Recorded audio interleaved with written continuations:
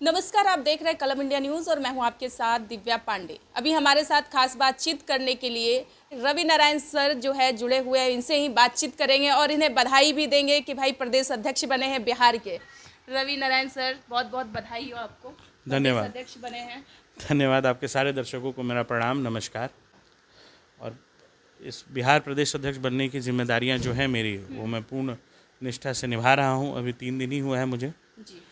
पद लिए हुए, और अभी कल मैं शाम को पटना पहुंचा हूं और लगातार जिला अध्यक्षों की मीटिंग ली है। और मुझे लगता है आने वाले 6 महीने में बिहार में हम लोग चिराग पासवान की पार्टी से ज़्यादा वोट शेयर लेके आएंगे। बहुत बड़ी जिम्मेदारी आपको सौंपी गई है विधानसभा की चुनाव को देखते हुए।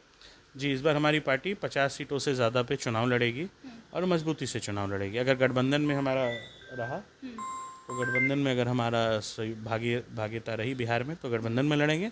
अन्यथा Republic party of India Athawale independent अपने 50 कैंडिडेट्स को इस बार चुनाव में उतारेगी। और वो सारे कैंडिडेट्स जो होंगे वो पहले से जिनका मिनिमम वोट शेयर जो मतलब अपने विधानसभा चुनाव में 20,000 25,000 वोट लाए होंगे, उन्हीं को हम टिकट देंगे।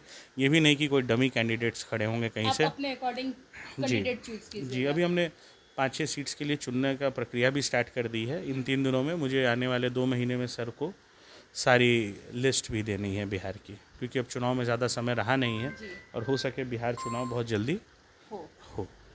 अच्छा, हमने आपसे ये भी सवाल लिया है कि दूसरे भी पार्टियों से तो आपको लगातार मिल रहा होगा, आरजेडी से, जदयू से, जनसुराज भी एक नया पार्टी उभर रहा है, 2 अक्टूबर को अपनी दल बना रही है, उनके तरफ से भी, प्रशांत किशोर की तरफ से भी आपको ऑफर मिला ही होगा।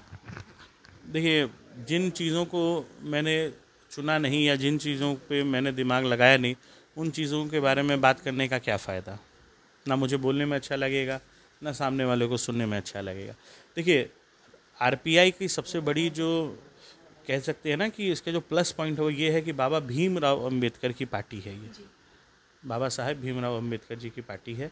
अठावले जी की विचारधारा जो है दलित, शोषित, वंचित समाज को, माइनॉरिटी को, जनरल को, सबको एक समान रखने। बाकी पार्टियों की तरह नहीं है कि अगर वो सिर्फ शोषित और वंचितों को देखती है और जनरल को बिल्कुल। अठावले जी का कहना है कि मुझे दलित, शोषित, वंचित और जनरल, माइनॉरिटी सबको एक समान लेके चलना है। और ये बात से प्रभावित होकर मैंने उनकी पार्टी ज्वाइन की। दूसरा, वो भेदभाव नहीं करते हैं। आप जब भी उनके पास कोई मदद लेके जाते हैं वो भेदभाव नहीं करते। अभी बिहार के कुछ कार्य थे जो नहीं हो पा रहे थे बहुत समय पे, मैंने उनको बताया।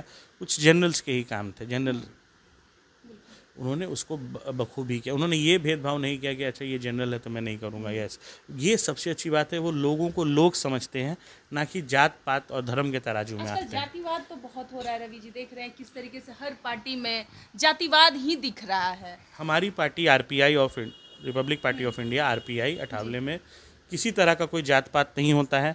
यहाँ ना हम किसी से जात पूछते हैं, ना जात के बेसिस पे किसी को टिकट देने वाले हैं, ना जात के हिसाब से हम चलते हैं। मुझे ऊपर से क्लियर कट इंस्ट्रक्शंस है कि ये पार्टी सबकी है। जो भी आपके पास आता है, मदद मांगता है, आप उसकी मदद कीजिएगा।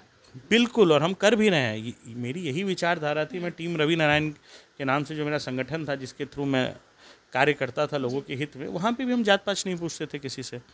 एक बात बताइए, आप में भी वही लाल रंग है, मेरे में भी वही लाल रंग है। डॉक्टर से जाते हैं तो डॉक्टर आपसे जात पूछता है क्या इलाज करने से पहले? बैंक में जब कर्ज लेने जाते हैं तो बैंक का मैनेजर आपसे जात पूछता है क्या?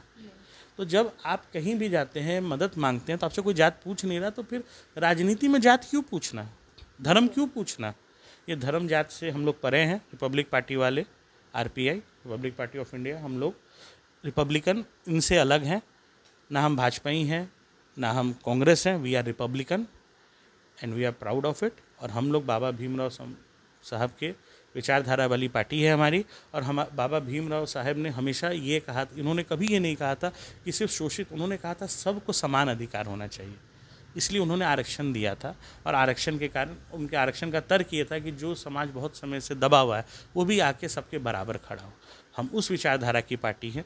और अठावले जी जो हमारे राष्ट्रीय अध्यक्ष हैं, उनका भी साफ यही निर्देश है, सबको एक समान देखा जाए और एक समान सबकी मदद की जाए। एक आखिरी सवाल ले लेते हैं रवि जी, आगामी विधानसभा चुनाव को काफ़ी करीब है, तो इसे आप लोग कैसे देख रहे हैं? क्या कुछ तैयारी है? तैयारियां ज़ोरों पे हैं। मुझे हर महीने, समझिए हर 10 दिन में मुझे आगे दिल्ली रिपोर्ट भेजना है, नए कैंडिडेट्स का, नए जिला अध्यक्षों का। अभी आने वाले 1 महीने में हम लोग अराउंड 10-15 जिला अध्यक्ष अपने अपॉइंट कर देंगे। आज शाम में ही 3 जिलाध्यक्ष ज्वाइन करेंगे और उसमें कुछ पूर्व विधायक भी हैं, कुछ पूर्व एमएलसी भी हैं जो हमारी पार्टी को ज्वाइन कर रहे हैं। और इस बात की मुझे खुशी, आने वाले समय में आपको ये सारी चीज़ें मीडिया के माध्यम से आपको पता भी चलेगी और हम लोग बहुत ही मजबूती से ये चुनाव लड़ने वाले हैं। और इस चुनाव में मैं आपको कह दूं, किसी और अन्य पार्टियों के मुकाबले हमारा भी वोट शेयर बिहार में बहुत बड़ा होगा। और इस बार मैं सीट्स की बात नहीं करूंगा आपसे, आने वाले 5 साल मैं आपसे वोट शेयर की बात करूंगा और एलजेपी से कम हमारा वोट शेयर नहीं रहने वाला है इस बार बिहार में।